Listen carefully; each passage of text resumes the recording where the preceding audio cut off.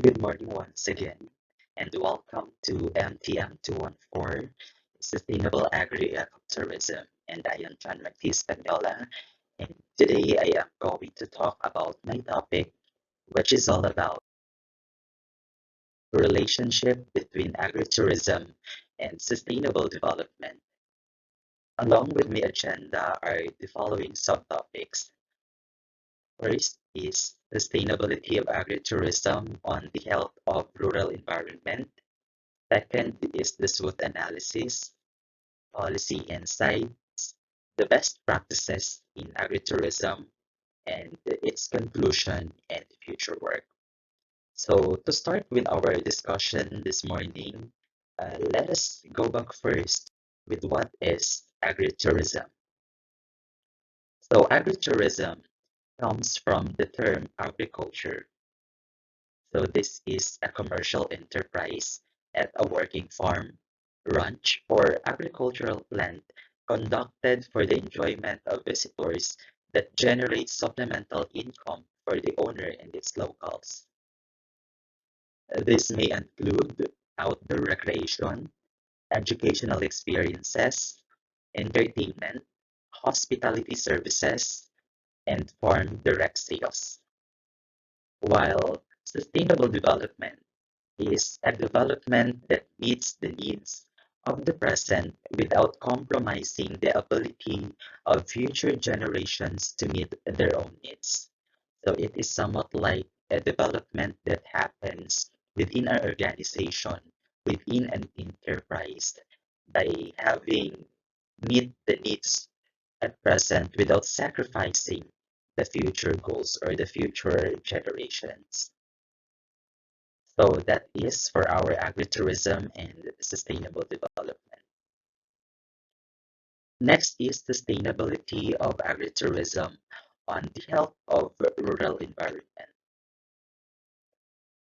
So agritourism is an activity that links an economic and environmental component of sustainability, strongly related to local communities and their attitudes towards tourism.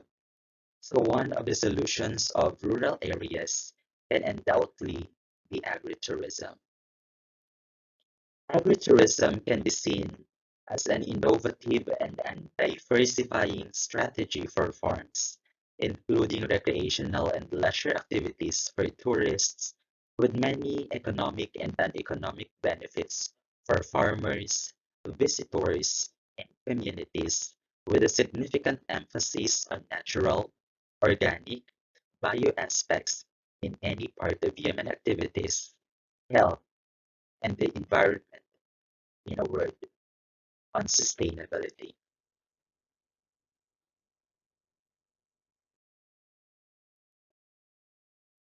So the sustainability of agritourism on the health of rural environment has the following benefits. So first, it ensures an altered preservation of rural structures and the ways of living, customs, and tradition, in a word, of traditional culture made available to tourists. So this form of tourism is multifunctional activity, representing more than just a stay at a peasant guest house. So in general, the interest in natural and rational nutrition represents a factor of attraction that is increasingly manifested by the tourists from developed countries. Due to the relatively small size of companies involved, most of them, or most of our agritourism, are family business. So agritourism is able to satisfy the demands of tourists for equality, intimacy, and originality, and the flexibility of purchased services that ensures their adaptability to individual needs. Second benefit is the diversification and, in conclusion, a certain stabilization of local economy, with the possibility of creating some business opportunities and through them the emergence of new jobs. Third, the positive evolutions among tourists that come in contact with other mentalities. So customs with another way of organizing life, as well as among hosts who might learn about a series of characteristics of the environment and the places from where the tourists come from. Thus, through the exchange of information, the rural world comes out of isolation and it protects its culture dimension, viability, and stability through tourism. Therefore, entrepreneurs from the area can, through agritourism activity, develop a successful model in order to capitalize the tourist potential of the area and to supplement the income from agriculture holdings through opportunities of adding modest income from tourism activities, which capitalizes the advantages of the region, agriculture, tourism, and recreational activities.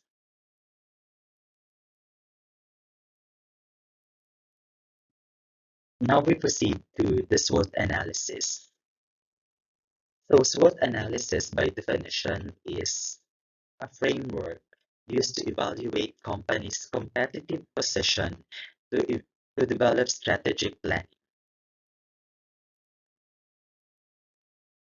SWOT analysis is designed to facilitate a realistic, fact-based, and data-driven look at the strengths and weaknesses of an organization, initiatives, or within its industry.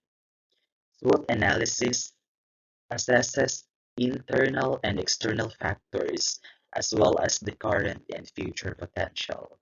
When we say internal factors, these are what occurs or these are the factors that occurs within the company. So it serves as a great source of information. While our external factors, these are the following or these are what happens outside the company. So just like our market changes, access to suppliers, so those are the examples of external factors. So SWOT analysis works best when diverse groups or voices within an organization were able to provide realistic data points rather than the prescribed messaging.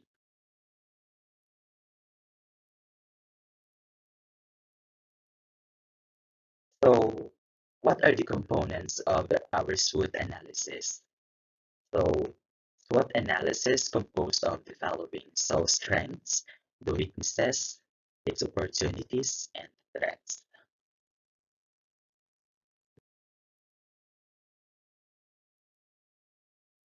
So, first component is strength. So, strengths is internal. This is describe what an organization excels at and what separates it from the competition. Just like a strong brand, a loyal customer base, a strong balance sheet, and a unique technology. These are the property of every organization or venture, which answers the question, what do we do well? Or what is good about us or our product? So in every organization, even in the same environment, has a different set of strengths which they work of themselves.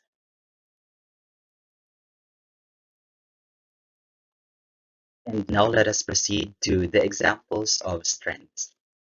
So first is a loyal customer base for a small business.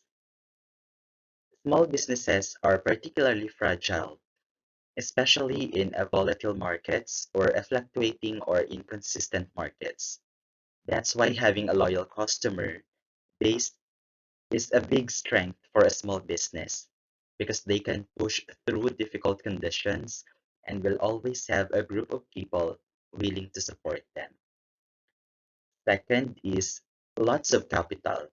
So having lots of finances is always a plus factor.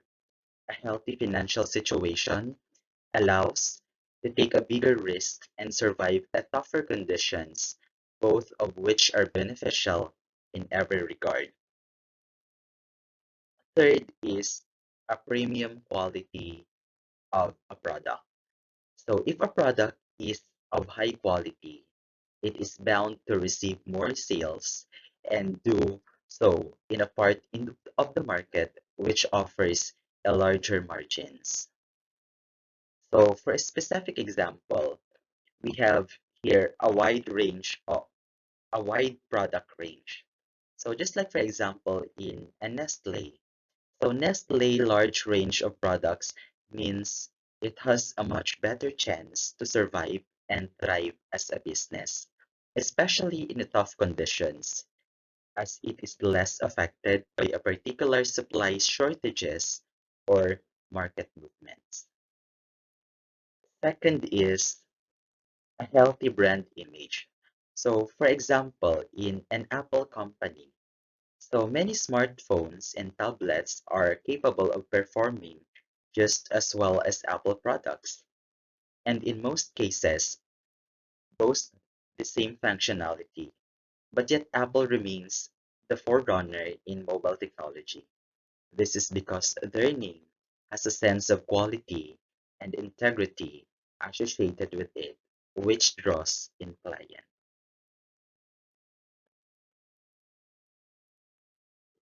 Third is a well-made product. So they produce products that work without any issues at acceptable prices. So this means that they produce the industry standard components, resulting to receive more sales.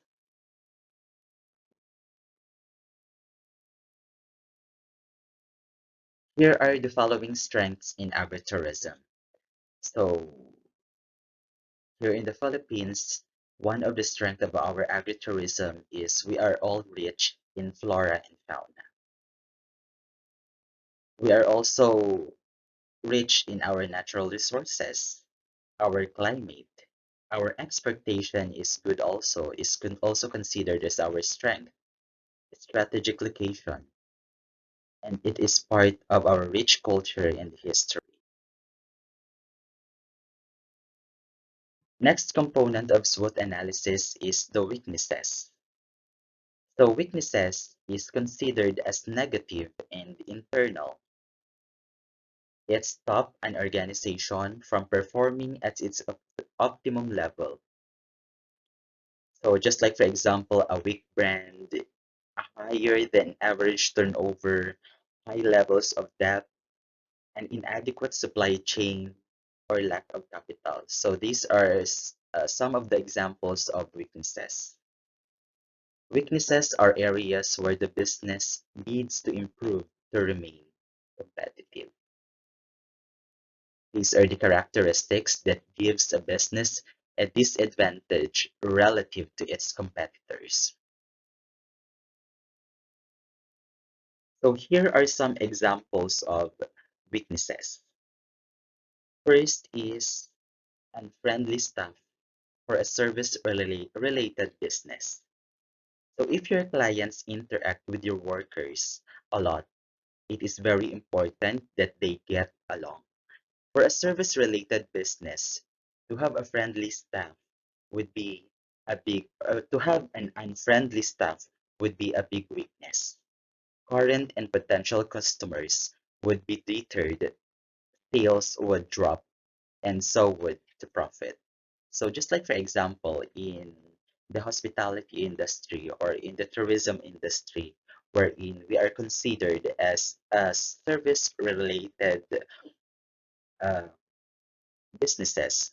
So it is very important that our customer service are being delivered at its best, because one of the basis or one of the satisfaction of our client is coming from the service that we give to them. So it is very important that we have this friendly stuff. No?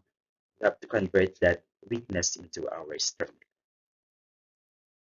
So second weakness or identified weaknesses is the over complexity for a technology product aimed at less savvy users. So when we say savvy users, these are less comprehensive users or less idea users.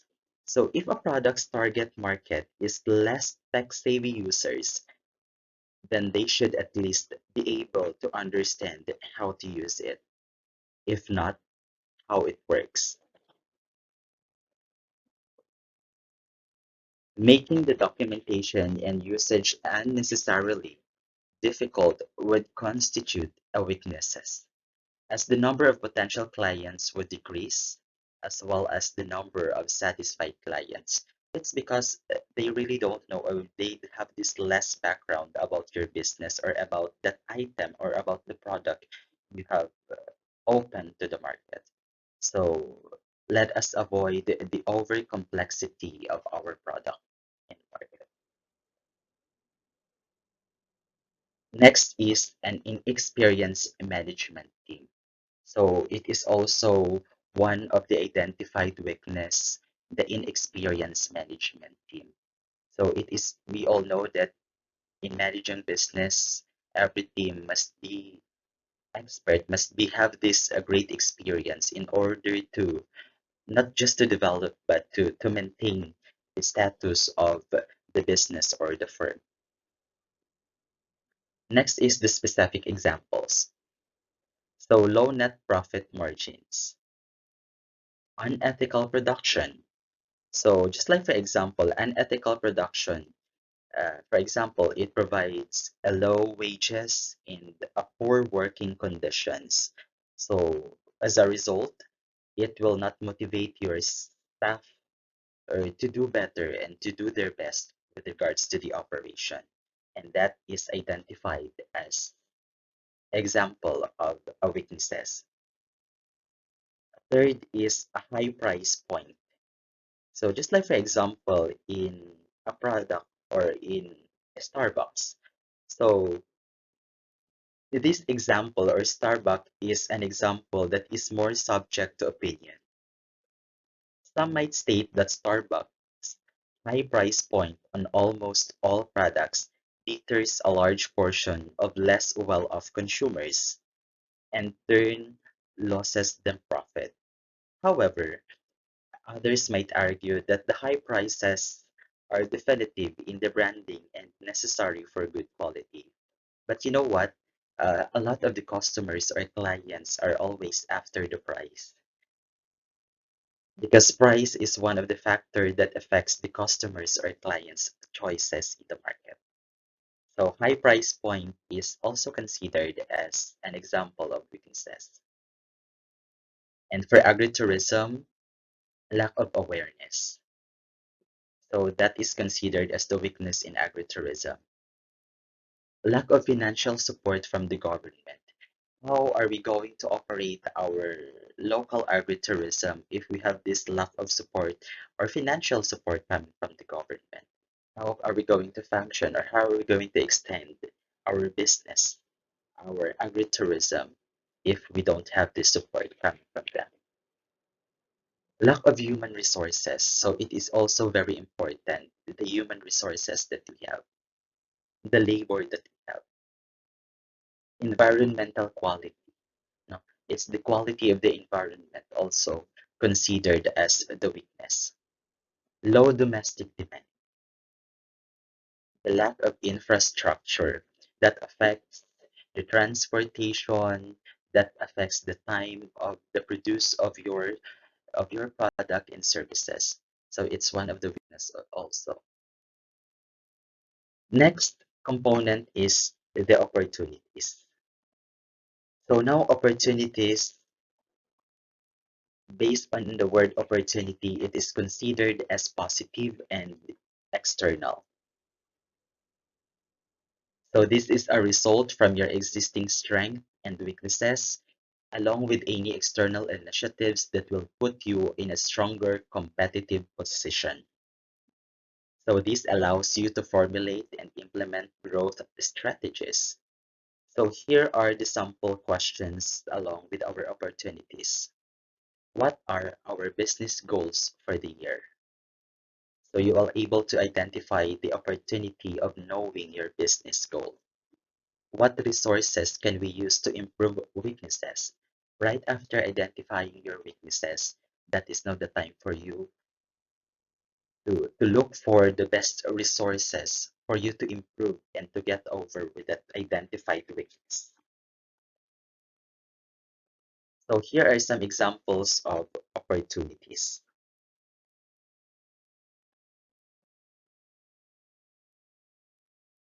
So an opportunity of a new neighborhood. So a new neighborhood has the ability to begin selling in a new neighborhood would be beneficial because as they would have been more people to sell, and this makes the pursuit of this area a valid opportunity. So it will provide you a more people, a more client, a more or a greater market. So that is considered as an opportunity for an enterprise or a business. Next is a big sporting event for an energy drinks producers. So a large sporting event would be a great place for an energy drink producer to advertise and sponsor athletes. They could spot the opportunity to play a part in event early and secure themselves a cheap cut of the viewer's attention. So it is also very important to find ways how can we find a spot in our client or in our viewers' attention. So that is considered as an opportunity. Another specific example is technological innovations. So if your business are into technological innovation, you can consider that as an asset among your competitors. A plant-based meat alternatives for vegan eating movements. So recent development in plant-based alternative to meat might be a leverage to make veganism or vegetarian seem much more attractive. This is certainly a big opportunity for those pushing the movement. Just like for today, a lot of the market or a lot of our client or the buyers uh, prefer to have this healthy or health conscious. So they prefer to have this a plant-based meat alternative. So it is an opportunity for your business or enterprise. Next is the 2016 Olympic Games for Brazil. So it is considered as a huge opportunity for the country itself because this is internationally acclaimed event that will direct the eyes of millions, and if not billions of people to Brazil, which give it a chance to entice investors along with the other notable figures. So that is considered as an opportunity. And for agritourism, one of the opportunity is the growth in agritourism. It's the source of income, the revenue optimization, the growth of interest of sources of food, regeneration of urban areas, implementing technology. So those are opportunities under agritourism. Next is threats. When we say threats, they are the negative external factors that do not benefit your organization. They can be anything that can cause damage to your company, product, or profitability, such as new competition, supply charges, or new industry regulations. So here are some examples of threats. First is, as what I have mentioned earlier in the definition, is the competition. So a competitor is the most common type of business threat. They may introduce a similar or new product service with lower prices, improved quality, or nearby location. For example, um, a new coffee shop opens on the corner, drawing in customers with special prices and promotions. So that is why competition is considered as a threat in every business or enterprise. Next is the cost. or the price. So changing in supply cost or market prices may be a threat to your company. Just like, for example, ranchers may face a drop in beef prices, yet they can cut a cattle raising costs. So sometimes we cannot have this lower the price of our product since the cost that we have is we cannot also cut at the same time or right ahead. So it is very hard for us, business enterprise, to face this threat, which is a cost. Next is customers. So customers may be loyal to your product or service, or they may like to try new things. So these are the variables that includes. So first is the needs or preference may change. So every customers refers or value their needs or preference, and these needs and preference may subject to change. So for example, a customer might now need a fragrance-free shampoo while another now wants only organic products.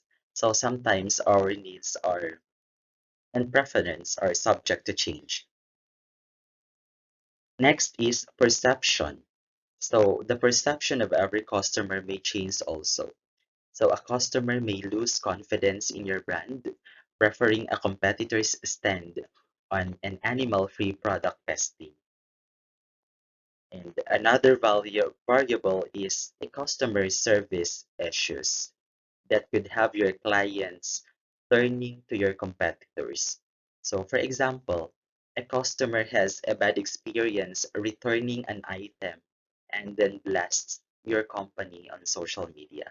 So that is why it is very important in our customer service or in every service that we give to our customers, make sure that we do it with our best. We do it with consistency. We do it with the quality service in order to sustain the customer's feedback, preferences, perceptions. Next is financial situation. So financial situation is considered as a threat. Recessions and higher interest rates and the stock market can also pose a potential threat because running a business requires a financial status or a financial capacity. So it is also very important.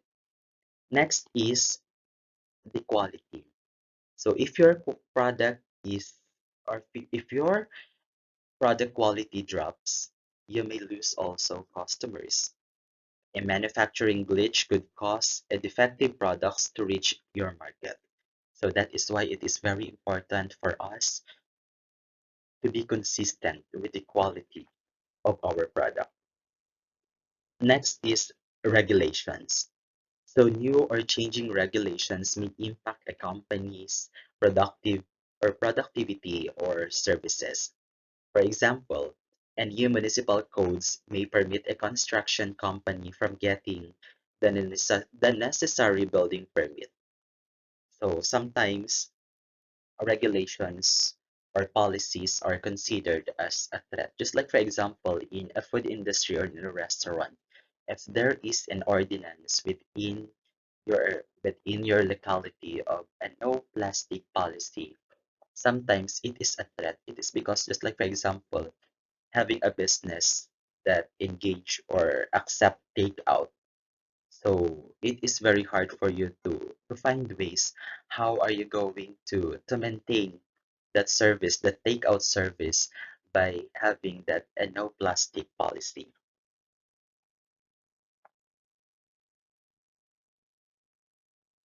Next threat is supply. So the lack of materials to make or sell your product or services can be a threat to your company. So for example, a restaurant can make its most popular recipe if there is a shortage or certain ingredients. So a store can stock its shelves if imported goods can't be shipped on time. So supply is considered as a threat. Also, example of a threat is weather and natural disasters. So weather and natural disaster can't be prevented, but your company can prepare for them to minimize the risk or to minimize this threat. So for example, in a travel agency, so a travel agency could make clients aware of the cancellation policies for bad weather. A cruise ship, for example, could plan for an alternative route if a hurricane or a storm arises. So that's it for the examples of threats. And for agritourism, here are our threats. Of course, climate change, as what I have said earlier, imported products, a comparison to other destinations. So that is also a threat. Putting pressure on the environment, high competition or high competition between markets. So that's it for the threat in agritourism. Next, how to do SWOT analysis. So here are the following steps on how to do the SWOT analysis. So first is determine your objective. So with an objective in mind, a company will have a guidance on what they hope to achieve at the end of the process. So in this example, the SWOT analysis should help determine whether or not the product should be introduced. So in every organization or in every step, it is very important to determine or to identify first your purpose or your objective. The second step is gather resources. So right after determining or knowing your objective, that is now the time for you to gather your resources. So a company should begin by understanding what information it has access to and what data limitation it faces and how reliable its external data sources are. So in addition to data, a company should understand the right combination of personnel to have involved in the analysis, and some staff may be more connected with external forces, while various staff within the manufacturing or sales department, for example, may have a better grasp of what is going on internally. So having a broad set of perspectives is also more likely to yield diverse value-adding contributions. So in gathering your resources, it is very important that your company should understand the combination of personnel. So it is important that your personnel has the idea of their department or of their own field.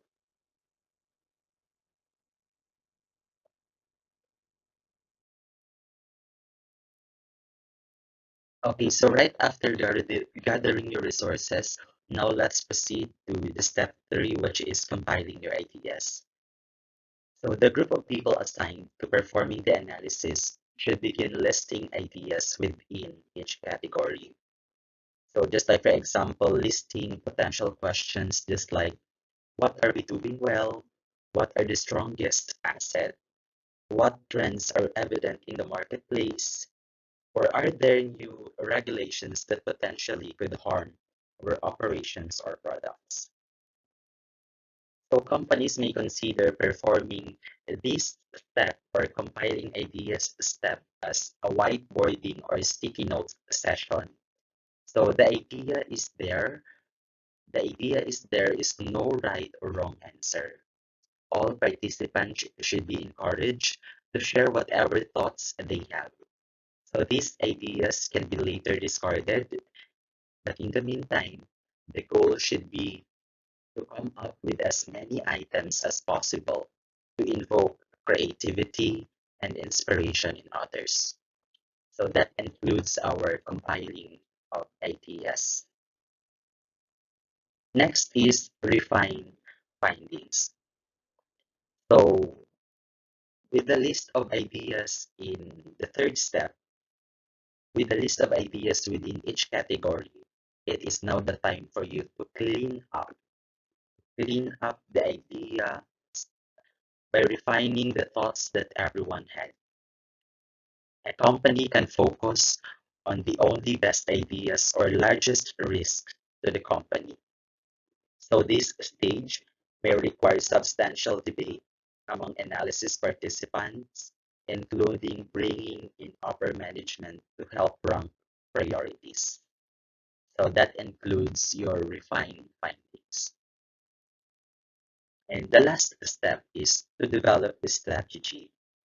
So members of the analysis team take the bulleted list of items with each category and create a synthesized plan that provides guidance on the original objective.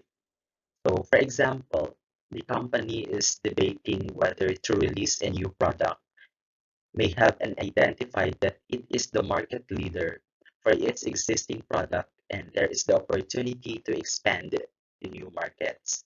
However, increased material costs, strained distribution lines, and the need for additional staff and unpredictable product demand may outweigh the strength and opportunities. So the analysis team develops the strategy to revisit the decision in 6 months in hopes of costs declining and market demand becoming more transparent.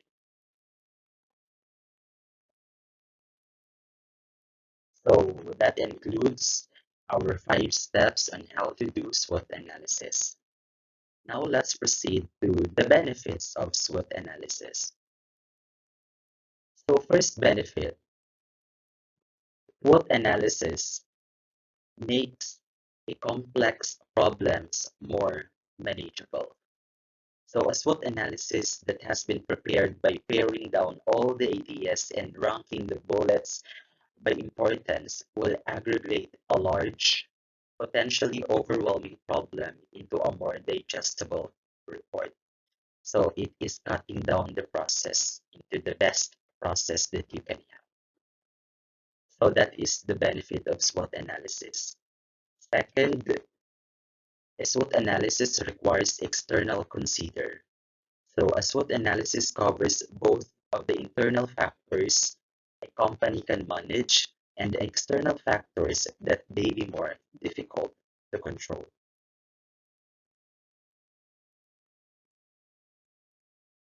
Third benefit, a SWOT analysis can be applied to almost every business question.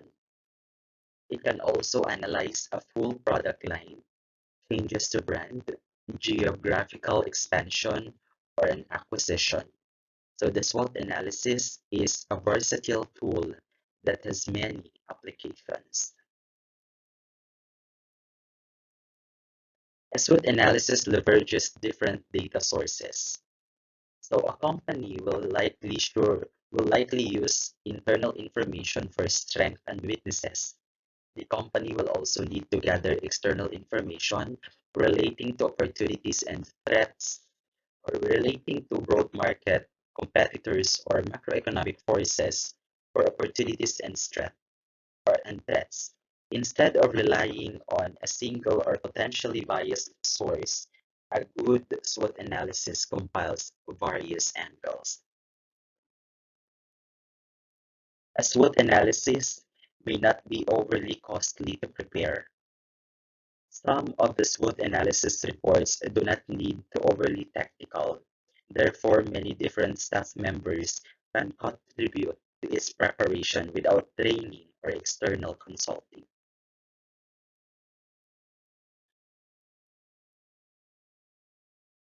That includes the benefits of the SWOT analysis. Now let's proceed to the policy insights. So policy insights by definition are tightly argued policy essays aimed at economists working in government, international organization, the private sector, academics, and the media. So this section outlines insights to stakeholders including the government, farm tourism operators, and other relevant tourism offices for policy formulation. resource management, strategic planning, among others.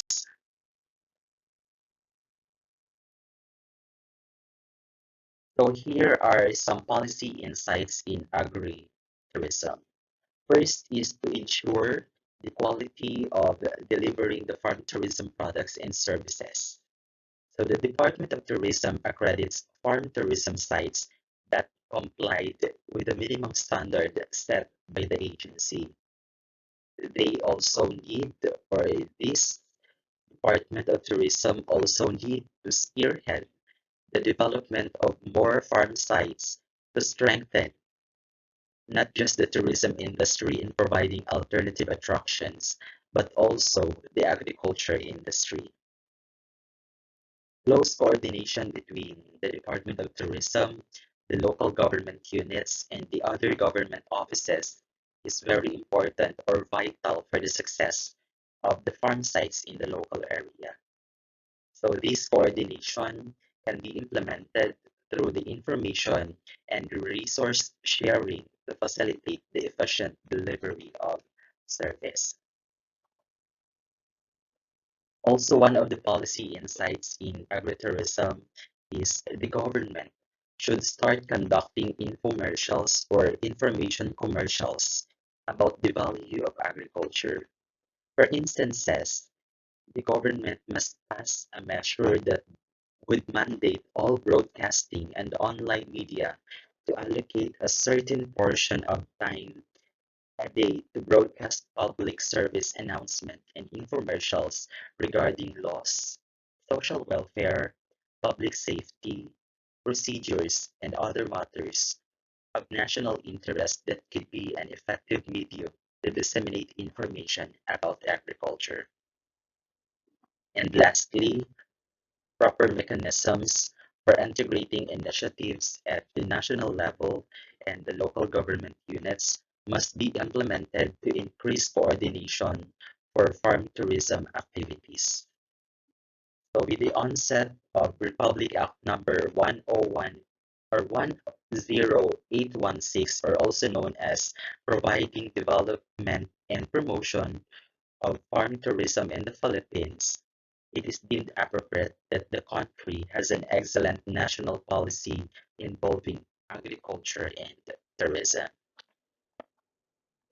However, the effectiveness of such national measure is highly dependent on its implementation. So the local government units must also consider creating some initiatives and strive linkages in the locality. So through the government, academe industry linkages, knowledge transfers, and collective to and from the academe to the industry are flourished and more significant results. So that includes our policy insights in the agritourism. Now, what are the best practices in agritourism? So here are some best management practices for an agritourism businesses, and it includes first, providing an authentic farm or ranch experience. So authentic farm or ranch experience, this business provides visitor with an educational experience aside from what that is solely commercial. So it is very important to keep in mind that your farm or ranch is often the face of farming and ranching in your community, in your region or state. So a product you offer to visitors may be the experience of farm or ranch living. Second best practices is providing an educational experience. So educational experience, farms and ranches can offer an agriculturally oriented educational experience which is suitable to different ages. Food and fiber production, land stewardship, and history of agriculture are common topics that visitors enjoy learning about.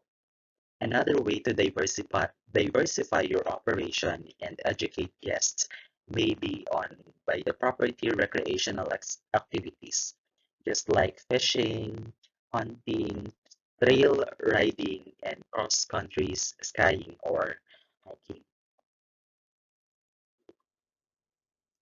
Third is providing excellent customer service.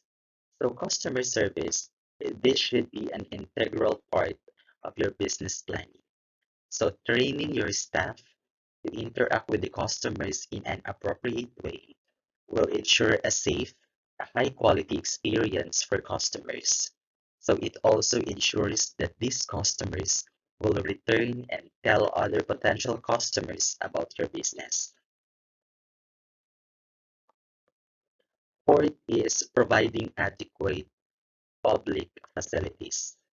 So adequate public facilities, your farm or ranch needs to have a sufficient capacity of staff and infrastructure to provide basic services such as your parking, transportation, signages, customer assistance, education on roads, in order to maintain a safe and customer-friendly business. Provision of services and facilities like restrooms becomes important or necessary. Fifth is maintaining a safe and accessible environment. Safe and accessible environment. You should always ensure, you should always make sure that your property and facilities are maintained and in compliance with zoning, health, and environmental regulations. It is very useful as well to create a risk management plan for your farm or ranch. In addition, depending on your type of business, you may also consider compliance with the Disabilities Act, which mandates equal customer access to certain facilities, just like your entrances, the exits, and the bathrooms. Next is creating good community relations.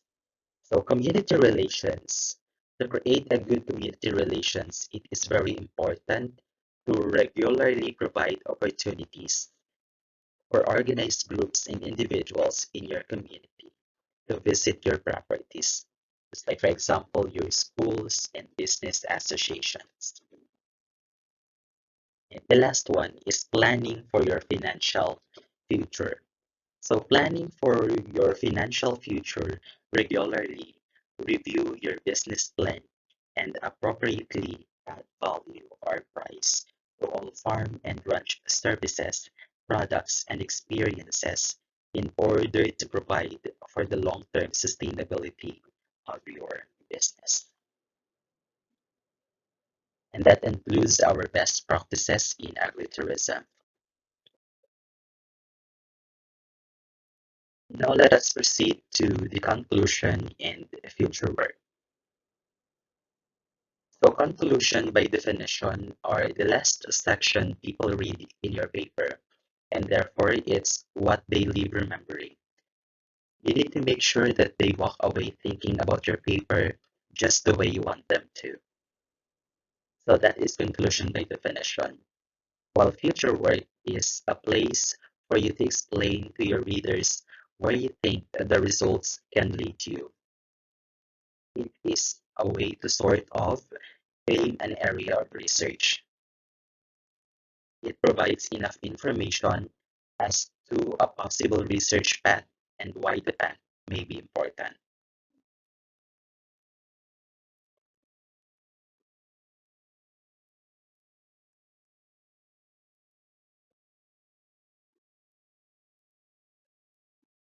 So future works in farm tourism in the Philippine context are encouraged to improve further the quality of farm tourism offerings in the country and other relevant countries. And that includes identifying the challenges and strategies and insights to farm sites utilizing primary data generated from a study, a focus group discussion, interviews, and surveys. Thus, work must be continuously undertaken in the context of evaluating farm capacity for tourism and determining the willingness of farmers to engage in it. Finally, a comparative study on the farm tourism sectors in the ASEAN may be undertaken to identify the hotspots, benchmarks, and areas for possible improvements. And that concludes my topic. So, thank you for listening, and I hope that you got something about my discussion. So, see you around and have a good day, everyone.